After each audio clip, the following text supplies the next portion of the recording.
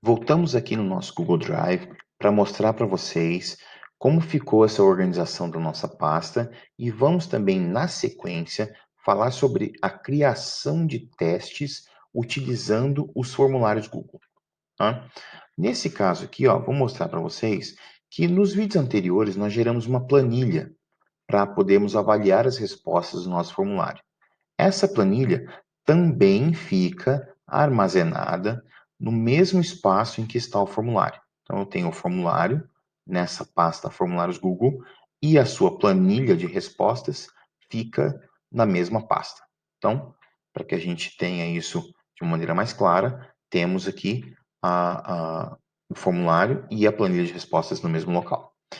Agora, já falando sobre os testes, vamos ver como funcionam os testes e como podemos criar um teste utilizando formulários Google.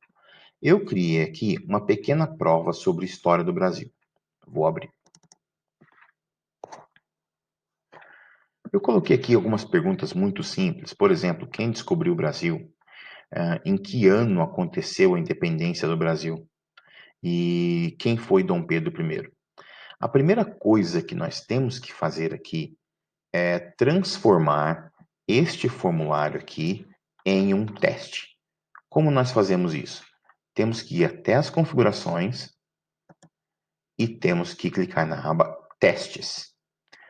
Nessa aba Testes, nós vamos aqui criar um teste. Aqui existe uma opção interessante para escolas, que é o modo bloqueado em Chromebooks. Se você tem Chromebooks na sua instituição de ensino, você pode travar o seu Chromebook para que durante a prova os alunos não consigam abrir nenhuma outra tela, adicionando de novo segurança para esse tipo de avaliação online, tá? Aqui existem outras perguntas também. Liberar a nota, por exemplo, quando vamos liberar a nota desse teste? Ela vai sair imediatamente após o envio ou ela vai sair posteriormente depois da revisão manual? Como esse teste aqui que nós criamos, como ele tem algumas perguntas que são dissertativas, o ideal é que eu, como professor, avalie a resposta antes de distribuir essa nota. Então, eu vou fazer o que aqui, ó? Eu vou voltar aqui na aba, vou transformar ele em um teste e vou colocar que a nota será liberada posteriormente depois da revisão manual.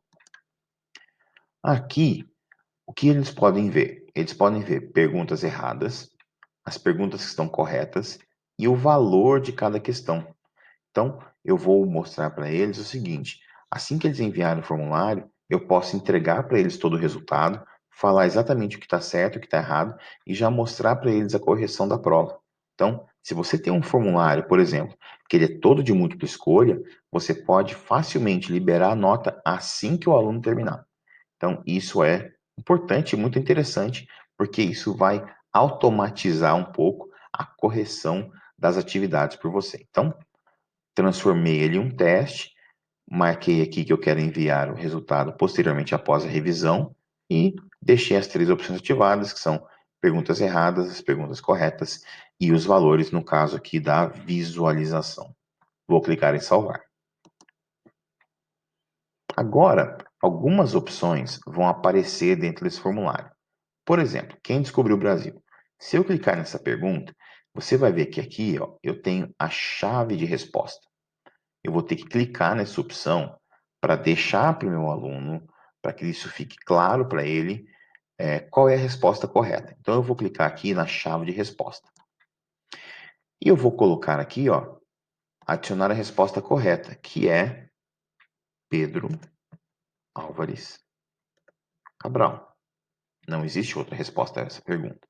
Aqui eu marco a pontuação. Essa pergunta vale 1 ponto. E aqui eu posso selecionar, porque aqui ó, o Google ele permite que eu adicione outras respostas.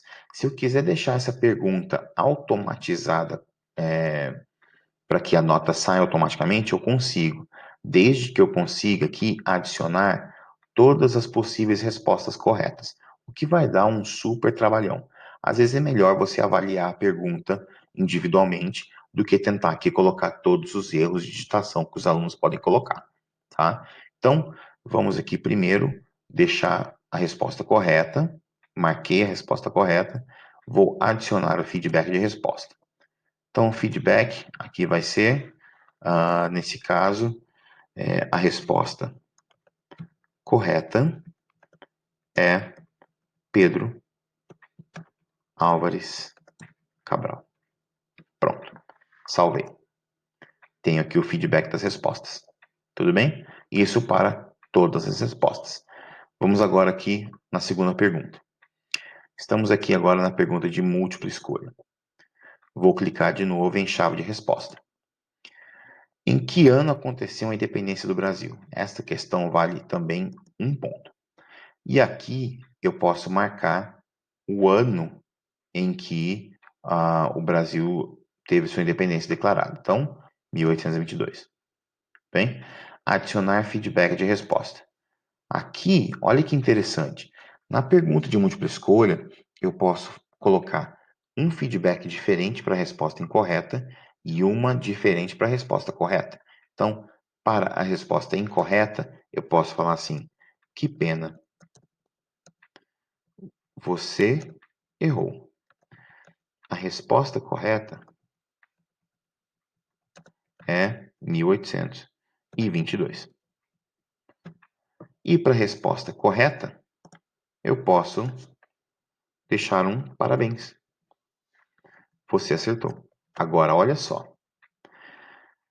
O nosso aluno, ele pode errar essa pergunta, mas e se ele quiser uma referência para saber a resposta correta? Eu posso adicionar aqui, ó, links. Eu posso adicionar um link para um site com a resposta correta. Eu posso adicionar um vídeo do YouTube que tem a resposta correta. Então, eu posso agora transformar esse teste, né, em uma avaliação formativa de verdade. Então, isso pode ser muito interessante para os educadores. Bem, então, posso dar aqui um feedback completo para eles sobre essa pergunta. Vou salvar.